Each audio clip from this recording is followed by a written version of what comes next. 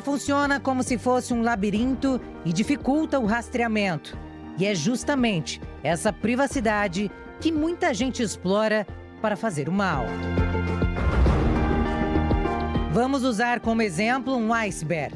A internet, de modo geral, é dividida em 3 dimensões: Surface, Surface Web, a parte rasa, Deep Web, a parte profunda, e Dark Web, que é navegar pelas profundezas mais perigosas desse mar.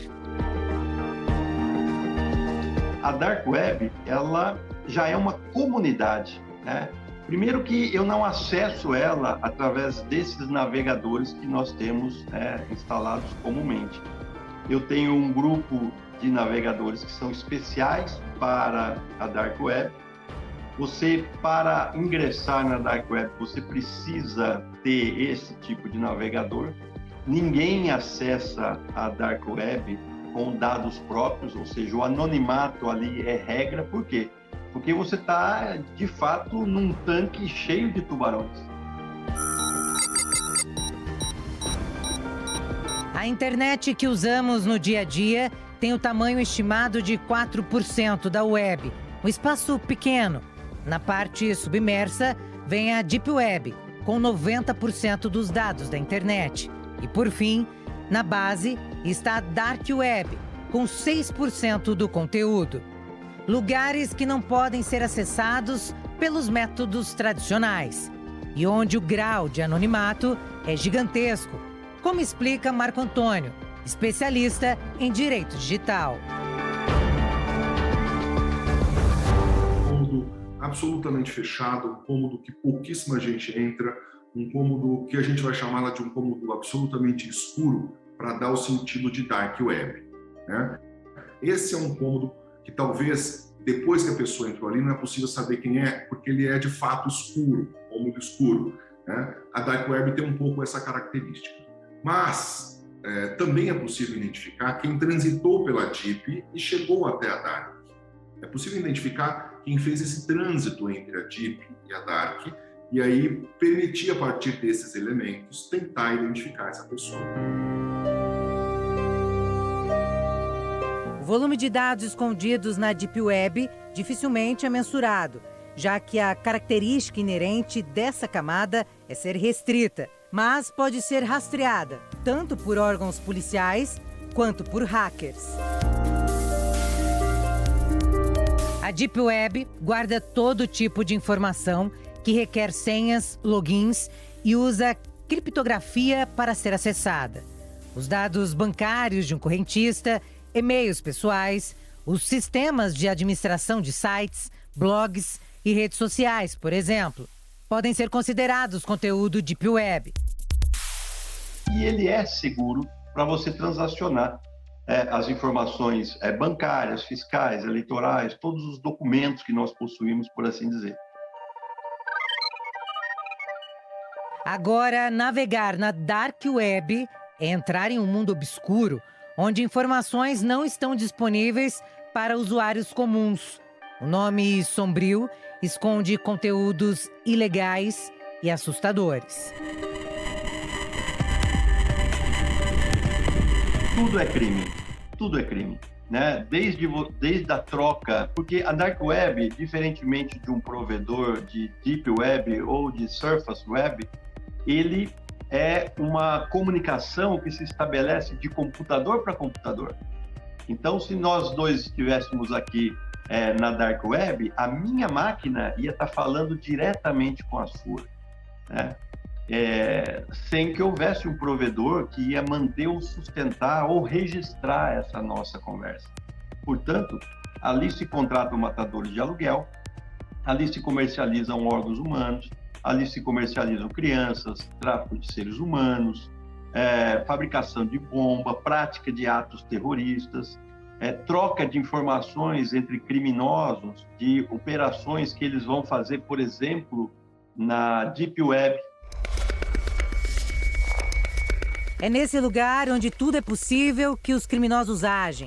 Pacotes com milhares de cadastros, números de cartões de crédito, CPFs e demais documentos circulam livremente, sem o conhecimento do proprietário, o que torna a ferramenta especialmente atrativa para bandidos em busca de vítimas.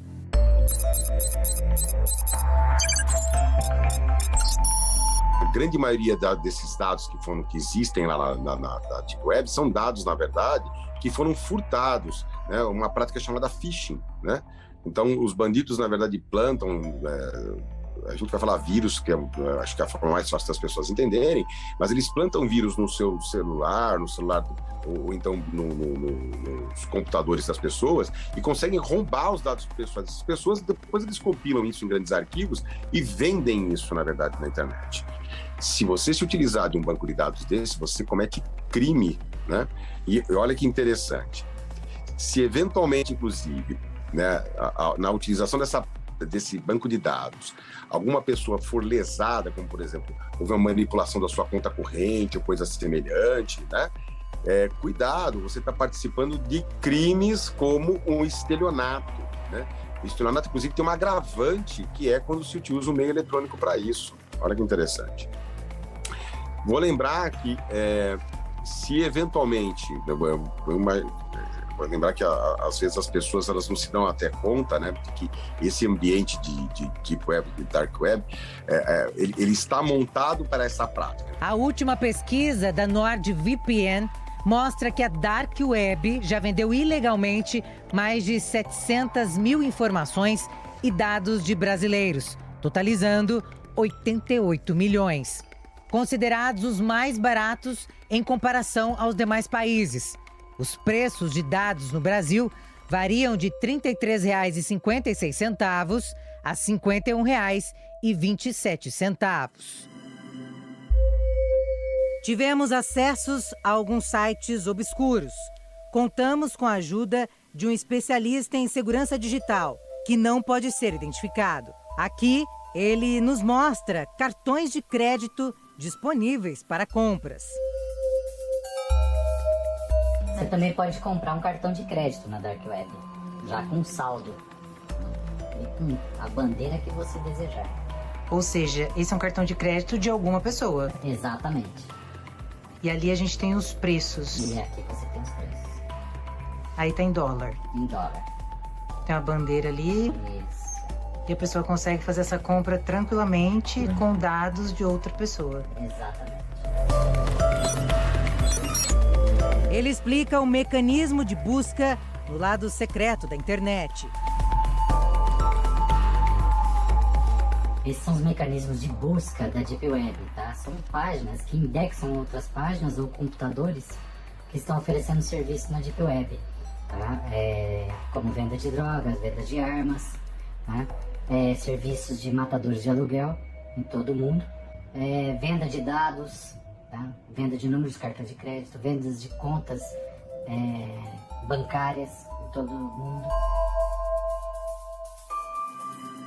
Para este especialista de segurança de dados, o importante é não dar brecha para que as informações sejam fáceis de serem descobertas.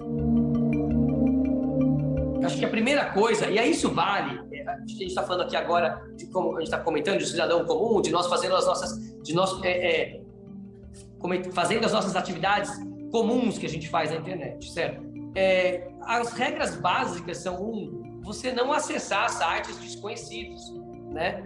Você não ter senhas fracas, você modificar as suas senhas de tempos em tempos, você não ter a mesma senha para vários sites ou para os vários bancos e tudo mais, que é uma prática que eu não sei, nunca vi nenhuma pesquisa, mas eu imagino que a grande maioria das pessoas, se não quase todas, tem. Porque como que você vai decorar hoje 150 senhas diferentes para cada site, para cada aplicativo, para cada coisa que você entra?